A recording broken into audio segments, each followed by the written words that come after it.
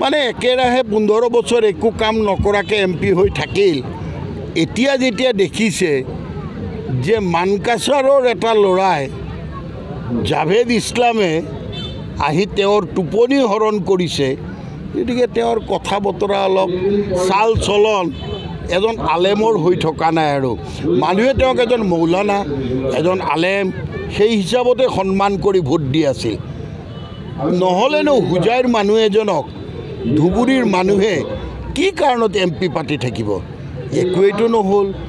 না চাকৰি বাকৰি দিলে, না উন্নতি উন্নয়ন হ'ল, না ইয়াত উদ্যোগ হ'ল। গতিকে এইবাৰ আজমল চাহাবক কৈছে চালানী মাছৰ কাম নাই, লোকেল মাছৰ দাম ভাই। গতিকে সেইকাৰণে তেওঁৰ মনত এতিয়া লাহে লাহে অস্থিৰ হৈ গৈছে। আৰু এজন আহিছে চাওকচোন, সেইজনো নগাঁৱৰ পৰা আহিছে। তাৰমানে নগাঁও জিলাৰ মানুহে ভাবি লৈছে নেকি যে ধুবুৰী লোকসভাৰ মানুহক আমাক ভোট দিবই লাগিব নগাঁও? এনেকুৱা কথা বতৰাৰ কাৰণে আমি লাহে লাহে দেখিছোঁ। প্ৰথমতে আমাৰ চাহ চিনাকি ৰাইজৰ সৈতে যিধৰণে হৈছিল, আজিৰ দিনত আমি সকলোকে চেৰ পেলাব পৰা অৱস্থাত আহিছোঁ। ৰাইজৰ মৰম, ৰাইজৰ আশীৰ্বাদ আৰু ৰাইজে স্বতঃস্ফূৰ্তভাৱে ওলাই আহিছে।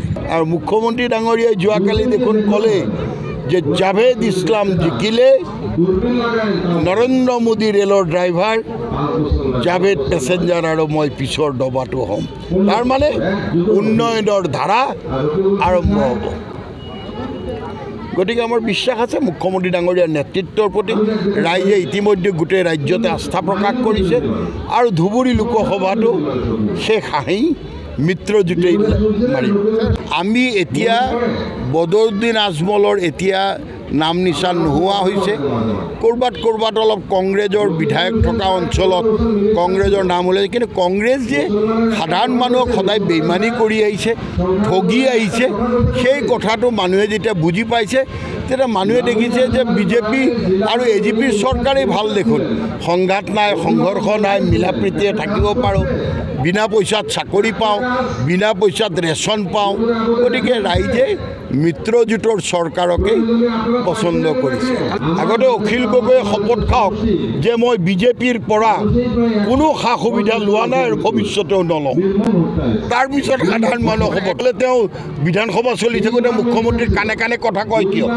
তেওঁ যদি সঁচাকৈ বিৰোধী বিধায়ক, কাণে কাণে কথা সেইজনে কয় যিজন আজ্ঞাবাহী হয়। হস্পিটেলৰ পৰা একেবাৰে ভোটৰ বাকচলৈকে চব খবৰ জানে।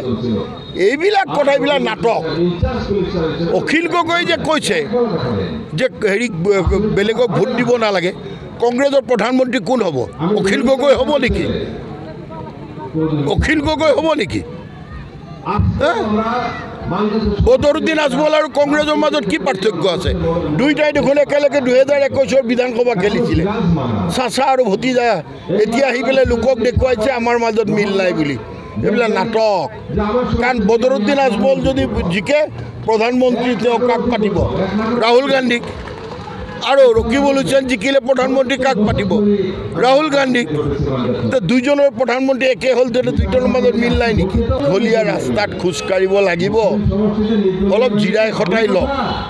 আগতে 24ৰ ফলাফল চাই লওক, তাৰপিছত 26ত দৌৰিব। এইটোতো quarter final, semi final, pre final চব হৈ থাকিব। ভোটাৰেহে ঠিক কৰিব। যিটো দলৰ মাজত যিটো গঠবন্ধন গঢ়েই নল'লে, তাত কেনেকৈ মানুহে বিশ্বাস কৰিব? কংগ্ৰেছৰ প্ৰাৰ্থী ৰকিবুল হুছেইন ধুবুৰী যেতিয়া ইনচাৰ্জ মন্ত্ৰী আছিল, তেতিয়া শ মুছলমান মানুহ হত্যা হৈছিল। তেতিয়াতো ৰকিবুল হুছেইনে মুছলমানক বচোৱা নাই। সেইজন ৰকিবুল হুছেইনক মুছলমান মানুহে এতিয়া বিশ্বাস আৰু আস্থাত ল'ব নেকি? আৰু আজমলটো এতিয়া পুৰণি হ'ল, এতিয়া কৰ্মত ব্যস্ত থকাই ভাল। এইবিলাক অখিল গগৈহঁতৰ কথাত ধুবুৰীবাসীয়ে আৰু পতিয়ন নাযায়।